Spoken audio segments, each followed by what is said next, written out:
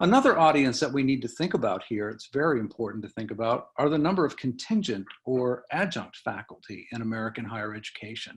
Almost half of the instruction nationally is done by contingent faculty. And we have a powerful story to share with you right now from Joshua Rodriguez. Peter, tell Josh's story if you would.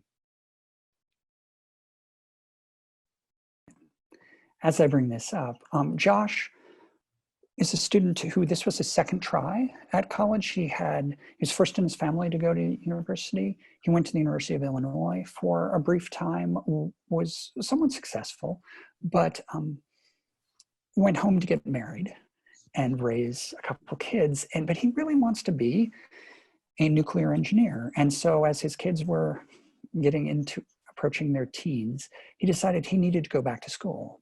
And he wanted to become a nuclear engineer for his family, for himself. And so the first course he decided to take was Calculus 2 at Oakton, which might seem like a strange first course to take, but he had done really well at the University of Illinois in this course 10 years before, or 12 years before. And he told me this story about a professor who was an adjunct there, who actually taught there one semester only. Joshua said this: early in Calculus 2, we started getting into really difficult things, and I suddenly began having these feelings like I didn't belong in this class, that my education, what I was trying to achieve, wasn't possible, and that my goals were just obscenely further away than I thought they were. Excuse me, advanced, oops.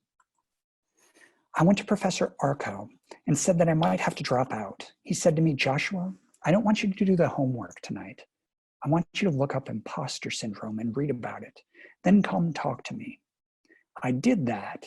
I learned that it is extraordinarily common among college students. That interaction bolstered my confidence to realize that I'm not alone in this, that everyone has these feelings. I went from contemplating dropping out to getting tutoring help and then getting an A in the course.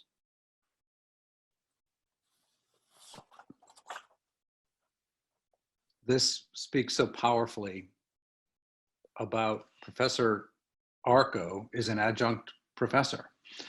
And it speaks so powerfully to an institutional culture that recognizes the power that every individual has to be part of a network to save students, to support students, to ensure that students are going to stay on track.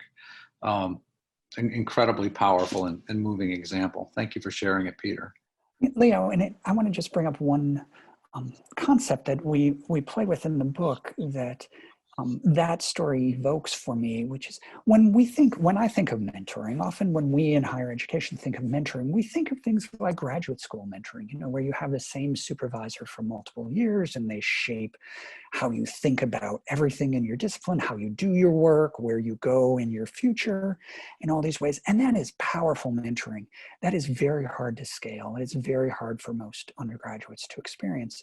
And what we found in scholarship, scholars who write about mentoring, but we also found in stories like Joshua's, is what Brad Johnson, who's a scholar of mentoring, calls mentoring of the moment.